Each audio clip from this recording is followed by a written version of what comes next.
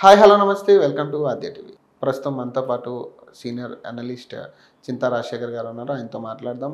ఏపీకి సంబంధించి రాజకీయ పరిస్థితులు ఎలా ఉన్నాయి, ఇప్పుడు జరుగుతున్న చంద్రబాబు నాయుడు గారి రిమాండ్కి సంబంధించి కూడా మరిన్ని విశేషాలు అయితే తెలుసుకునే ప్రయత్నం చేద్దాం. నమస్తే సార్. నమస్తే సార్, ఏపీ రాజకీయాల గురించి మాట్లాడుకుంటే అంటే అభివృద్ధి అనేది ఎంతవరకు ఏపీ రాజకీయాలు ఇప్పుడు జరిగిందంటారు గత 5 సంవత్సరాల నుంచి? గత 5 కాదు 10 సంవత్సరాల నుంచి ఆంధ్రప్రదేశ్లో అభివృద్ధి లేదు. అంటే ఆంధ్రప్రదేశ్ విభజన సమయంలో విభజన ఎలా చేయాలని జస్టిస్ శ్రీకృష్ణ అధ్యక్షతన ఒక కమిటీ వేసి దాన్ని శ్రీకృష్ణ కమిషన్ అంటారు. వాళ్ళు అధ్యయనం చేసి 3 ఆప్షన్స్ ఇచ్చారు. 3 ఆప్షన్స్ ఏంటంటే, మొదటి ఆప్షన్ ఆంధ్రప్రదేశ్ని యథాతథంగా అంటే తెలంగాణ ఆంధ్రప్రదేశ్ కలిపి ఉంచడం. రెండో ఆప్షన్ తెలంగాణ వేరే రాష్ట్రం, ఆంధ్రప్రదేశ్ వేరే రాష్ట్రం, హైదరాబాద్ యూనియన్ టెరిటరీ. మూడవది హైదరాబాద్తో సహా తెలంగాణ, ఆంధ్రప్రదేశ్ సపరేట్ రాష్ట్రం. హైదరాబాద్ యూనియన్ టెరిటరీ ఎందుకు అని అన్నారంటే, ఆంధ్రప్రదేశ్ ఉమ్మడి రాష్ట్రం ఆంధ్రప్రదేశ్లో ఆదాయం మొత్తం 60% హైదరాబాద్ నుంచి వస్తుంది. ఉమ్మడి రాష్ట్రానికి ఉద్యోగ ఉపాధి వ్యాపార అవకాశాలన్నీ హైదరాబాద్లోనే ఉన్నాయి. శ్రీకాకుళం నుంచి, చిత్తూరు నుంచి, ఇటు ఆదిలాబాద్ నుంచి మహబూబ్ నగర్ అంతవరకు ఎవరైనా సరే హైదరాబాదే రావాలి, ఇంకెక్కడ వేరే ఎంప్లాయ్మెంట్ లేదు. సో శ్రీకృష్ణ కమిషన్ ఆయన జస్టిస్ గారు ఏం చేశారంటే, ఆయన రిపోర్ట్లో ఒకవేళ తెలంగాణ హైదరాబాద్ సహా విడిపోతే ఆంధ్రప్రదేశ్లో అభివృద్ధి ఉండదు, యువతకి పరిశ్రమలు లేవు కాబట్టి యువతకి ఉద్యోగ ఉపాధి వ్యాపార అవకాశాలు ఉండవు, ఆదాయం కూడా చాలా తక్కువగా ఉంటుంది అని చెప్పడం జరిగింది. ఆ నేపథ్యంలో ఇది మన ఎంపీలు గొడవ చేస్తే ఆంధ్రప్రదేశ్కి మరి మా యువతకి ఉద్యోగాలు ఏవి, డెవలప్మెంట్ ఏది అంటే, డాక్టర్ మన్మోహన్ సింగ్ గారు ఆ రోజు పార్లమెంట్లో ఏం చెప్పారంటే, ఆంధ్రప్రదేశ్లో యువతకు ఉపాధి కావాలన్నారు కాబట్టి అక్కడ పరిశ్రమలు పెట్టే వారికి పన్ను రాయితీలు ఇస్తాము అని చెప్పడం జరిగింది. దాన్నే ప్రత్యేక హోదా అన్నారు. మేము 5 సంవత్సరాలు ప్రత్యేక హోదా ఇస్తామని కాంగ్రెస్ పార్టీ ప్రతిపాదిస్తే, దానికి భారతీయ జనతా పార్టీ నాయకులు ఏమన్నారంటే, ఎవరైనా సరే ఒక ఫ్యాక్టరీ పెట్టాలంటే భూమి కొనాలి, భూమి కొన్న తర్వాత ప్రాజెక్ట్ కట్టాలి, ఈ భూమి కొని ప్రాజెక్ట్ కట్టి దాని నిర్మాణం అయ్యి ఉత్పత్తి బయటకు వచ్చేటప్పుడు 5 సంవత్సరాలు అయిపోతుంది.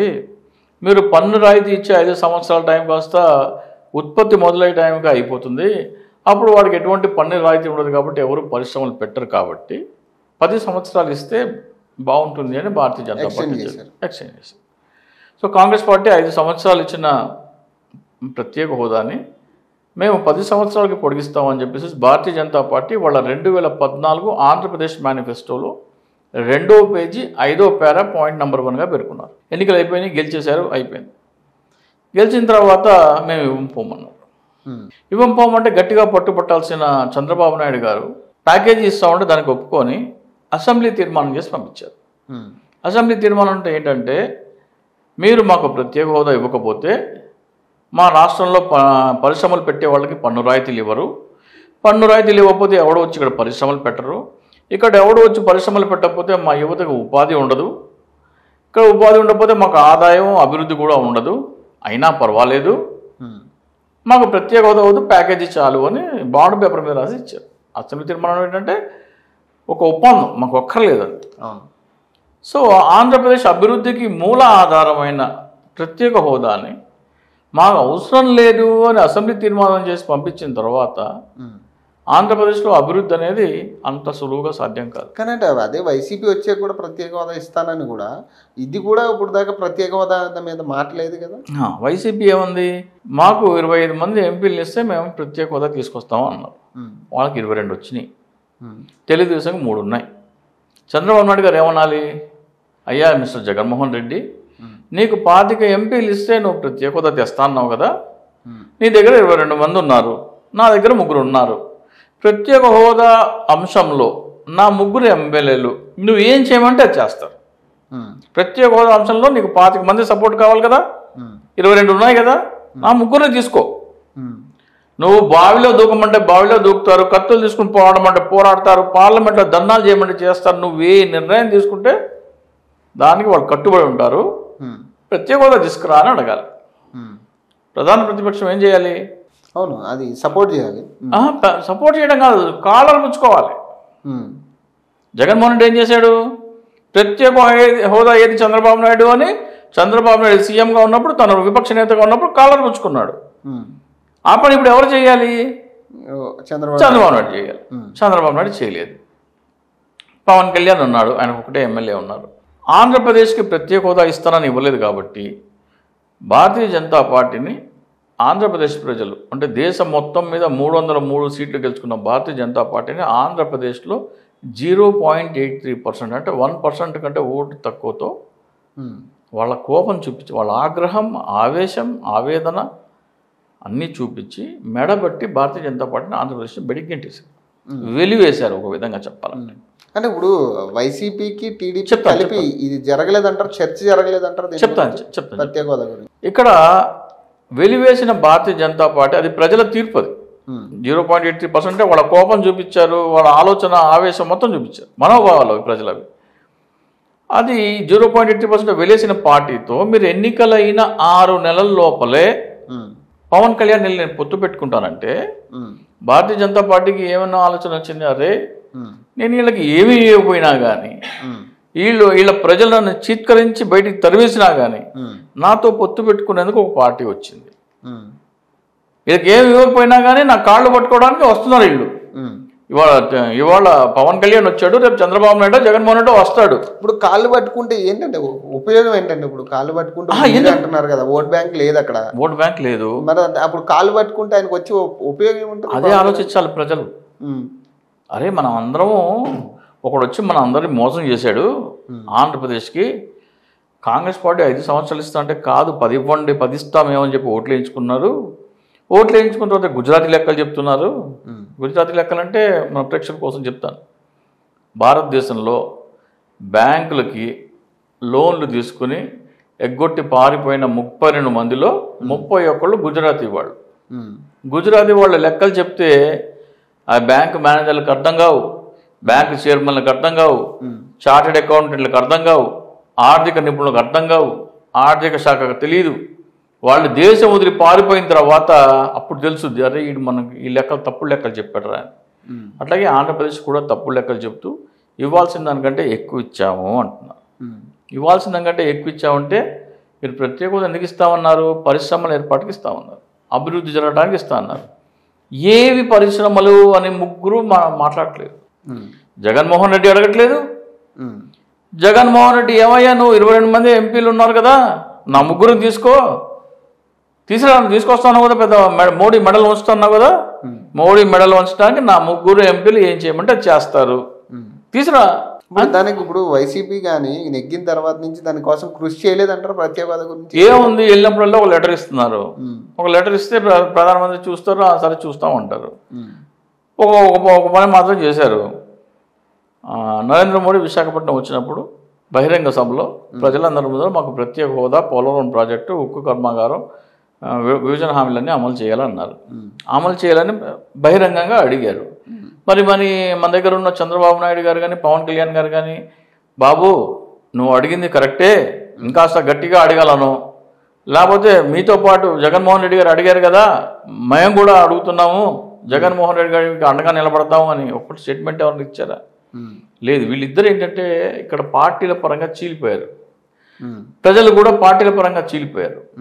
ప్రజలకు ఆంధ్రప్రదేశ్కి ఏం కావాలి అని అవసరం లేదు. అంటే ఇది కమ్యూనిటీ రాజకీయాలు కూడా కారణం అనుకోవచ్చు దీనికి. అంటే కమ్యూనిటీ రాజకీయాలను ఇన్వాల్వ్ చేయడం వల్ల కానీ. కమ్యూనిటీ రాజకీయాలంటే ఇక అది కరెక్ట్గా చెప్పడానికి లేదు, పార్టీల రాజకీయాలు అనవచ్చు. ఎందుకంటే ఒక ముఖ్యమంత్రి ఏమో రెడ్డి, ఒక ముఖ్యమంత్రి ఏమో కమ్మ, వాళ్ళిద్దరూ single digit percentage, 6%, 5% vote bank ఉన్నవాళ్ళు. కానీ మిగతా 90% ఓటు బ్యాంక్ వాళ్ళకి అండగా ఉందంటే ఒకళ్ళకి 30%, 40% ఓటు బ్యాంక్ ఉంది.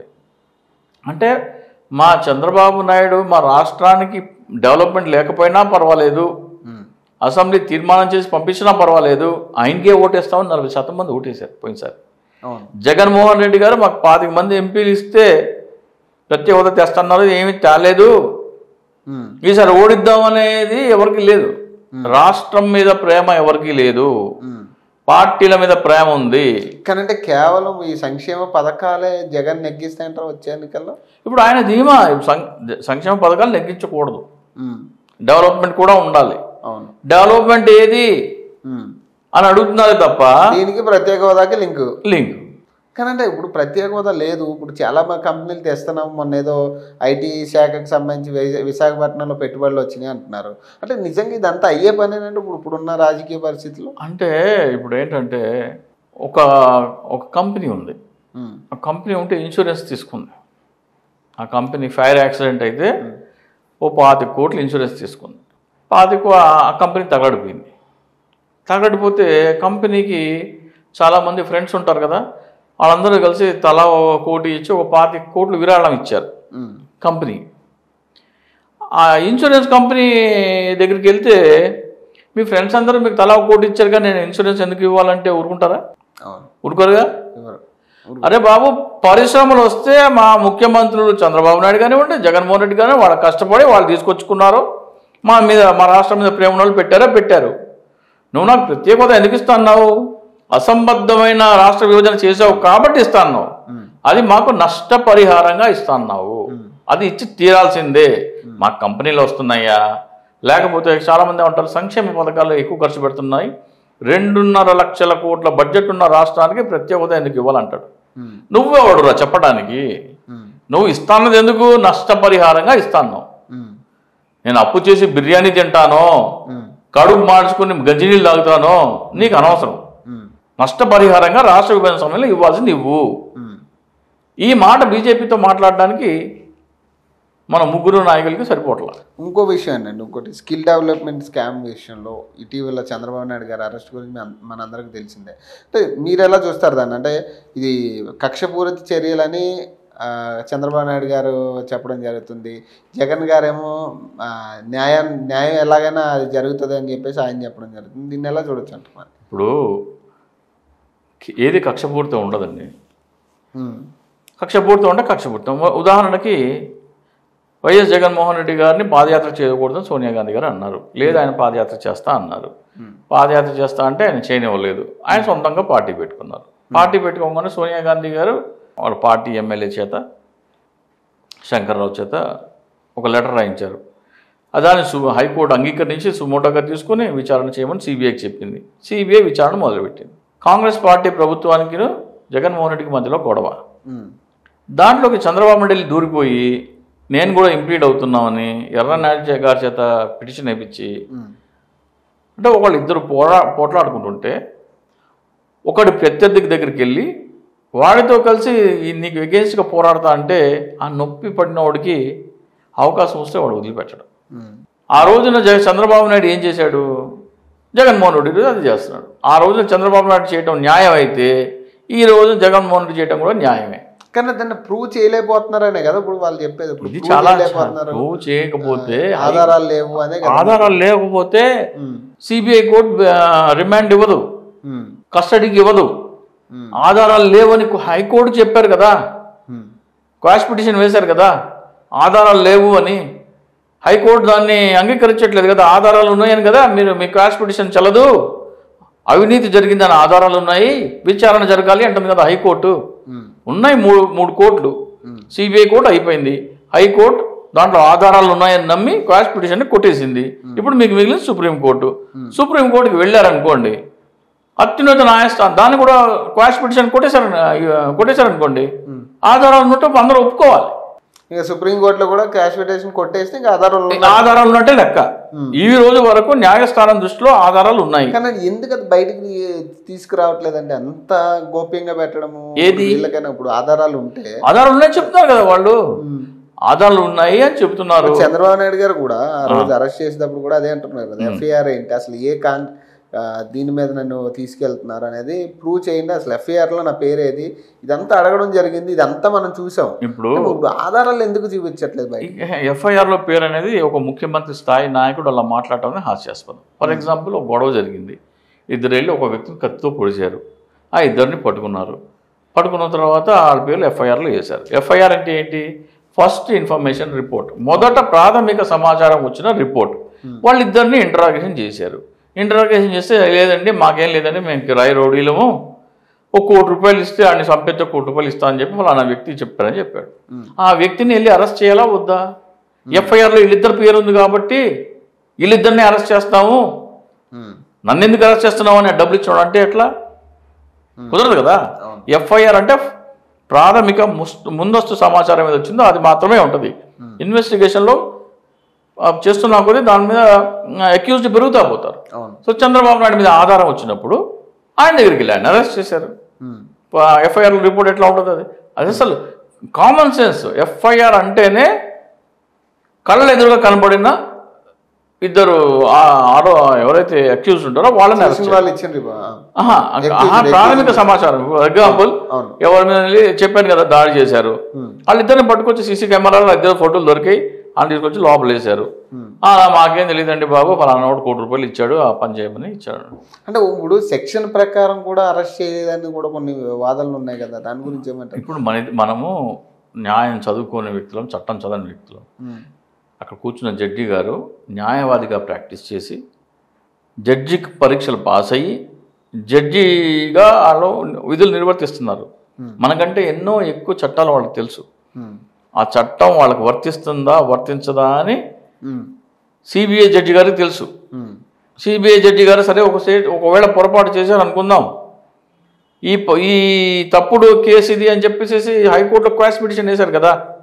మరి హైకోర్టు జడ్జి కూడా ఆధారాలు ఉన్నాయి, విచారణ కొనసాగాలి, మీకు క్వాష్ పిటిషన్ చెల్లదు అని తిప్పి పంపించారు కదా. ఇప్పుడు సుప్రీంకోర్టుకి వెళ్ళారు. సుప్రీంకోర్టులో కనుక క్వాష్ పిటిషన్ కొట్టేస్తే ఇక పైన మనం టీవీ స్టూడియోలో అయినా సరే సరైన ఆధారాలు లేవని మనం చర్చిస్తే మనం జైలుకి వెళ్ళాలి. మనం ఆ పదం ఉచ్చరించడానికి లేదు. మనం ఈరోజు వరకు కూడా సరైన ఆధారాలు లేవు అంటే మనం న్యాయస్థానాన్ని కించపరుస్తున్నాం. న్యాయస్థానం 2 సార్లు అంటే సిబిఐ కోర్టు, హైకోర్టు, దాంట్లో ప్రాథమిక ఆధారాలు ఉన్నాయి, అవినీతి జరిగింది అనడానికి ఆధారాలు ఉన్నాయి, దాంట్లో చంద్రబాబు నాయుడు హస్తం ఉంది అనడానికి ఆధారాలు ఉన్నాయని సిబిఐ కోర్టు నమ్మింది, హైకోర్టు నమ్మింది. మనం ఆ పదం ఉచ్చరిస్తే మన ఇద్దరిని తీసుకెళ్ళి లోపలేసిన ఆశ్చర్యం లేదు. ఇంకో విషయానికి వస్తే ఇక్కడ ఈ కేసుకి సంబంధించి చూస్తున్నప్పుడు నిన్న కూడా అసెంబ్లీ మొత్తం కూడా ఒక ఎలా మనం చూసుకున్న వాదనలు కానీ ప్రతిపక్షాల మాటలు కానీ అధికార పక్షం వాళ్ళ మాటలు కానీ మీకు ఎలా అనిపిస్తుంది ఇవన్నీ చూస్తుంటే? అసెంబ్లీలో జరిగింది అంటే అసెంబ్లీలో ఈ రోజున ప్రజలకు సంబంధించిన అంశాలు చర్చ కావట్లేదు. 2 పార్టీల మధ్య యుద్ధంలాగా చూస్తున్నారు. సో బాలకృష్ణ విజిల్ వేయటము, చేత్తో ఒక జుగుప్సాకరమైన ఇండికేషన్స్ ఇవ్వటం, ఇది చాలా తప్పు. గతంలో కూడా వైసీపీ వాళ్ళు కూడా చేశారు. అసలు చట్టసభలకు మనం పంపించే వాళ్ళని అసలు ప్రజలకు మేలు చేసేవాళ్ళు ఎవరు, వీళ్ళకి సమాజంలో జరుగుతున్న అవినీతి పట్ల ఏమన్నా బాధ్యత ఉందా, ఏమైనా పెయిన్ ఉందా, అలాంటి వాళ్ళని మనం పంపించట్లేదు. కానీ అంటే అంబటి రాంబాబు గారు వ్యాఖ్యలు కూడా అట్లా అదే స్థాయిలో ఉన్నాయి కదా. తప్పండి, ఇద్దరు వైపు తప్పు ఉంది. ఫస్ట్ అంబటి రాంబాబు గారు ఏమంటున్నారు, మీసం మేలేశారు కాబట్టి నేను రియాక్ట్ అయ్యాను అంటున్నారు. ఈయన ఏమంటున్నాడు, ఆయన అన్నాడు కాబట్టి నేను మీసం మేలేశాను అంటున్నాడు. ఈ మీసం మేలేయటాలు, తోడాలు కొట్టటాలు అసెంబ్లీనా? ఇది సినిమానా? అసెంబ్లీనా? అసలు సినిమాలోనే ఉండకూడదు.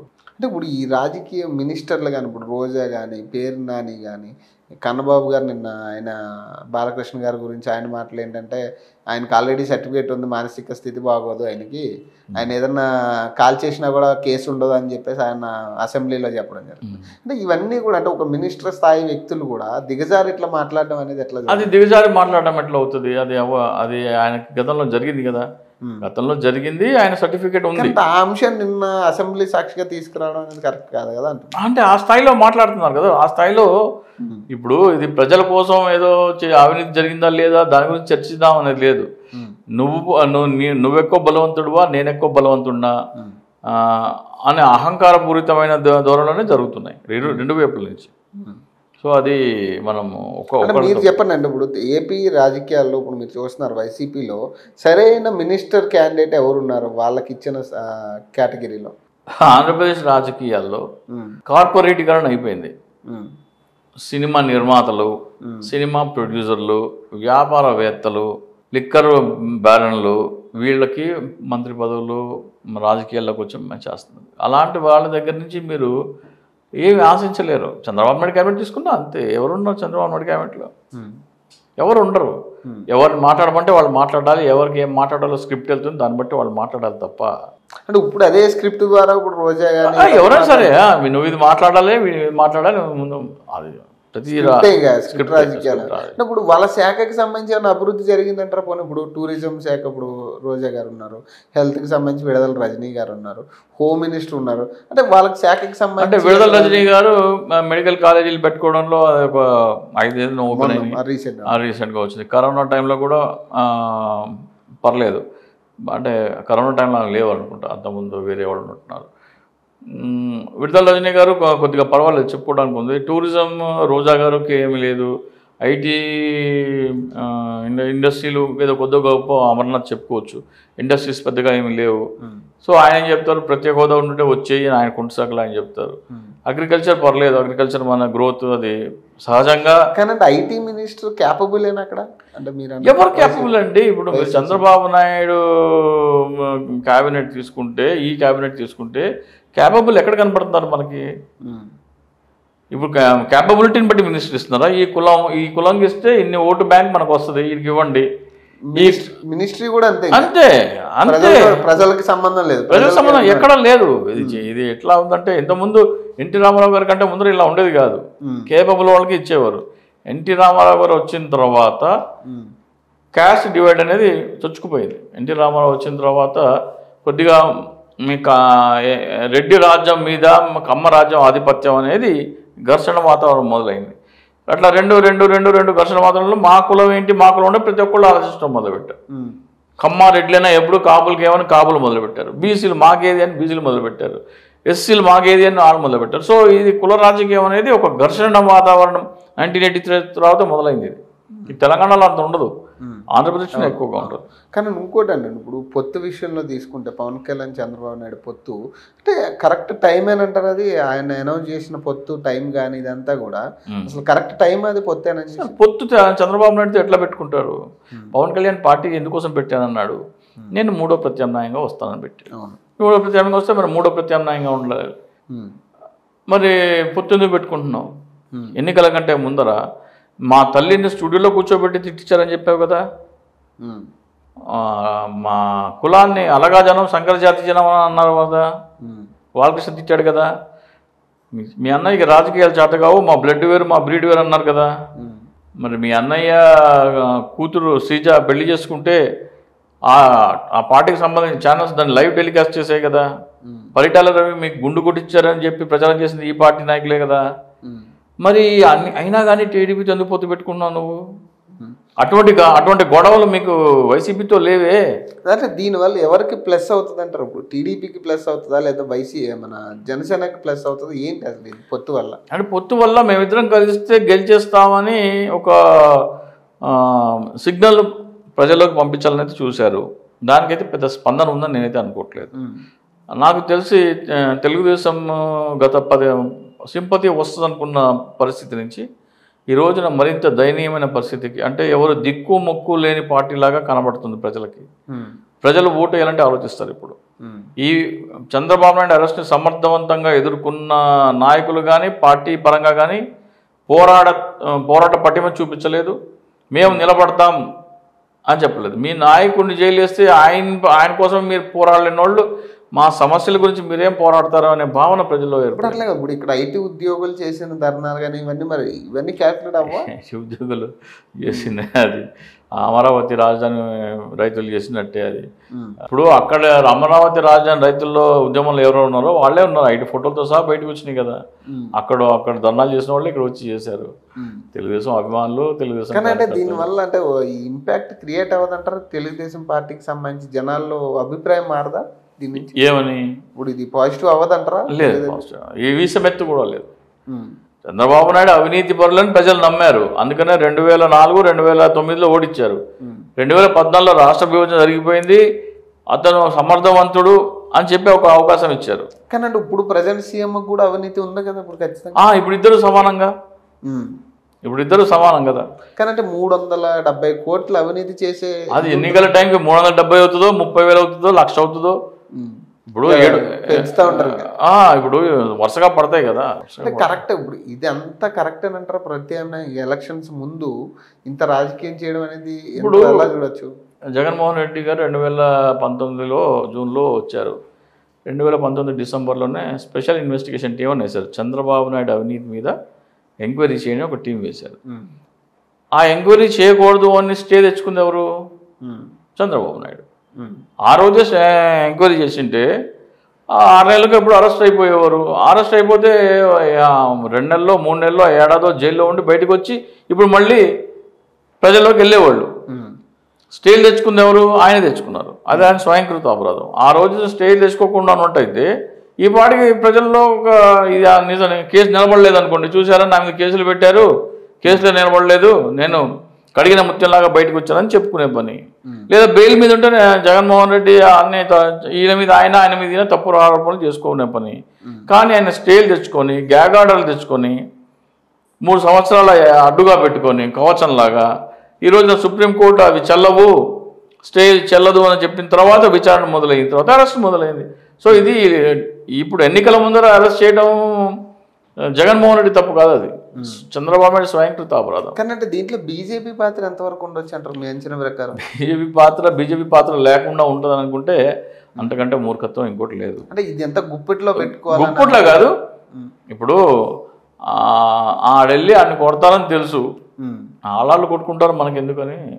కానీ నిజంగా అంటే ఇప్పుడు ఏపీ రాజకీయాలు బీజేపీ చేతులు ఉందన్నట్టు అనుకోవచ్చా? ఎందుకంటే ఇప్పుడు పవన్ కళ్యాణ్కి బీజేపీకి టచ్ ఉంది, అలాగే ఇప్పుడు మళ్ళీ ఇదేదైతే మన వైసీపీకి బీజేపీకి టచ్ ఉంది. ఈ మరి ఇట్లా డబల్ గేమ్ ఆడడం వల్ల ఈ రాజకీయాలు చేతిలో పెట్టుకుంటున్నారు అనుకోవచ్చా? రాజకీయాలు చేతిలో పెట్టుకుంటే ఏపీ ప్రజలు తిరగబడాలి. భారతీయ జనతా పార్టీ మాకు ఇస్తానన్న ప్రత్యేకత ఇవ్వకుండా ద్రోహం చేసింది. మేము అసలు కేంద్ర ప్రభుత్వం మాకు ప్రత్యేక హోదా ఇవ్వకపోతే మేము కేంద్ర ప్రభుత్వానికి చెల్లించాల్సిన పన్నులు ఎందుకు చెల్లించాలి అనే ఆలోచన ప్రజల నుంచి రావాలి. నేను ప్రత్యేక హోదా గురించి ఇప్పుడు బ్యాడ్జ్ పెట్టుకుంటాను. నేను నా ఆత్మగౌరవం అది, ఆంధ్రప్రదేశ్కి ఇవ్వాల్సిన హక్కు అది. 5 కోట్ల మంది ఇట్లా బ్యాడ్జీ పెట్టుకుంటే బీజేపీ ఎవడండి? అవును, ఆంధ్రప్రదేశ్ ప్రజలకు చెప్తున్నా. నేను ఎంతసేపు చంద్రబాబు నాయుడు వైపు మాట్లాడతానా, లేకపోతే జగన్మోహన్ రెడ్డి వైపు మాట్లాడతానా, లేకపోతే పవన్ కళ్యాణ్ వైపు మాట్లాడతానా అని చూస్తున్నాను తప్ప నా రాష్ట్రానికి రావాల్సిన, నా రాష్ట్ర అభివృద్ధికి అత్యంత కీలకమైన ప్రత్యేక హోదా ఇవ్వకపోతే, కేంద్ర ప్రభుత్వం రాష్ట్రానికి ఇచ్చిన హామీలు నెరవేర్చకపోతే నేను కేంద్ర ప్రభుత్వానికి చెల్లించాల్సిన పన్నులు ఎందుకు చెల్లించాలి అని ఆంధ్రప్రదేశ్ ప్రజలు కనుక తీర్మానించుకుంటే బీజేపీ అంతండి కొట్టుకుపోద్ది. 2019లో ఏం చేశారు ప్రజలు? 0.83% ఓటు ఇచ్చారు. ప్రత్యేక హోదా ఇవ్వకపోతే మేము టోల్ ట్యాక్స్ కనిచాం. అంటే కేంద్ర ప్రభుత్వ పన్నులు చాలా ఉంటాయి, income tax, central excise, customs, ఇట్లా చాలా ఉంటాయి. దాంట్లో national highway authority of India మీద నడిచే టోల్ ట్యాక్స్ ఒకటి. టోల్ ట్యాక్స్ చాలా చిన్నదైనప్పటికీ పెద్ద అమౌంట్ అండ్ దేశవ్యాప్తంగా నెట్వర్క్ని ప్రభావితం చేసే అమౌంట్. ఆంధ్రప్రదేశ్ ప్రజలలో చీము, నెత్తురు, రోషం, పౌరుషం, సిగ్గు, శరం ఉంటే ఒక డేట్ ఫిక్స్ చేసుకుని మాకు ప్రత్యేక హోదా ఇవ్వకపోతే మేము కేంద్ర ప్రభుత్వానికి చెల్లించాల్సిన NHAI టోల్ ట్యాక్స్ మేము చెల్లించము. ఇది మా ప్రథమ హెచ్చరిక. నేను ఏ పార్టీ కన్నా ఓటేసుకుంటుంది వేరే విషయం. పార్టీల పరంగా మేము జగన్మోహన్ రెడ్డికి వేసుకుంటాం, చంద్రబాబు నాయుడుకి వేసుకుంటాం, పవన్ కళ్యాణ్కి వేసుకుంటాం, అది వేరే విషయం. కానీ మీరు మాకు ఇవ్వాల్సింది ఇవ్వకపోతే మేము మీకు కట్టాల్సిన NHAI టోల్ ట్యాక్స్ ముందుగా NHAIతో income tax, central excise duty అవన్నీ తర్వాత కట్టను అంటే ఏమవుతుంది? టోల్ గేట్లో ఒక బండి ఆపేస్తాడు. ఆయన ఫాస్ట్ ట్యాగ్లో 0 బ్యాలెన్స్ పెట్టుకోవడమా, లేకపోతే బ్యాలెన్స్ ఏమైనా ఉంటే ఆ ఫాస్ట్ ట్యాగ్ పైన ఒక నల్ల పేపర్ అంటించేసి తీసుకెళ్ళి టోల్ గేట్లో పెట్టేసి, ఉదాహరణకి అక్టోబర్ 1 నేను టోల్ గేట్ చెల్లించాను, ఏం చేసుకుంటా చేసుకో, క్రేన్ తీసుకొచ్చి లాగుతాడు ఒక బండిని. అట్లా అన్ని టోల్ గేట్లు అన్నీ పెట్టేసేసి అందరూ పెడితే ఒక మాట అనుకుని కూడబలుక్కుని ఎన్ని బళ్ళని లాగుతారు? ఎంతసేపు ఆపుతారు ట్రాఫిక్? 3 గంటలు, 4 గంటలు, 5 గంటలు, ఒక రోజు. తర్వాత టోల్ గేట్లు ఎత్తేయాలి. ఏమవుతుంది అప్పుడు? ఆంధ్రప్రదేశ్లో టోల్ ట్యాక్స్ ఎవడో కట్టట్లేదు. ఎందుకు కట్టట్లేదు? ఆంధ్రప్రదేశ్ విభజన సమయంలో పరిశ్రమలన్నీ హైదరాబాద్లో ఉంటే ఆంధ్రప్రదేశ్కి పరిశ్రమలు రావడం కోసం వాళ్ళకి ఇచ్చిన హామీ అది. దాన్ని నెరవేర్చట్లేదు కాబట్టి మేము టోల్ ట్యాక్స్ కట్టమంటున్నారు. మీలాగా ఇంతమంది మీరు అన్నారు ప్రత్యేక హోదా గురించి పోరాటం, కానీ ఏం సాధించారంటే ఏం చెప్తారంటే కనీసం దానికి సంబంధించి ఒక పాజిటివ్ రెస్పాన్స్ అయినా ఉందా? కాదు, మరి నాయకులు ఇప్పుడు ప్రజలు నా రాష్ట్రం బాగుపడాలని ఎవడు కోరుకోవట్లా, నా నాయకుడు ముఖ్యమంత్రి కావాలని కోరుకుంటున్నారు. ఎందుకు? వాడు అధికారంలో ఉంటే ఇది కాదు సంతృప్తి. వాళ్ళు ఇదొక జూదం అయిపోయింది. పందెపు కోడి పందాల్లో నా పుంజు గెలిచిందంటే నా పుంజు గెలిచింది అనే ఆత్మసంతృప్తి తప్ప ఏమీ లేదు దాంట్లో. కానీ ఈసారి రాజకీయాలు ఎట్లా ఉండబోతున్నాయి అంటారు? ఈసారి రాజకీయాలు కూడా అట్లాగే ఉంటాయి.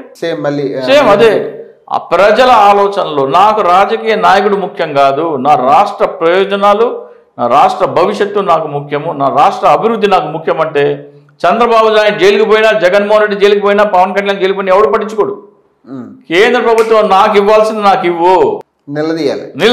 కానీ అంటే ఇప్పుడున్న పరిస్థితుల్లో నిజంగా ఇప్పుడు మన పవన్ కళ్యాణ్ ఉన్న సంబంధాల ప్రకారం ఇది చేయలేడు అంటారా? అంటే ఇప్పుడు ఈ ప్రత్యేక హోదా కానీ ఇవన్నీ మాట్లాడలేదు అండి.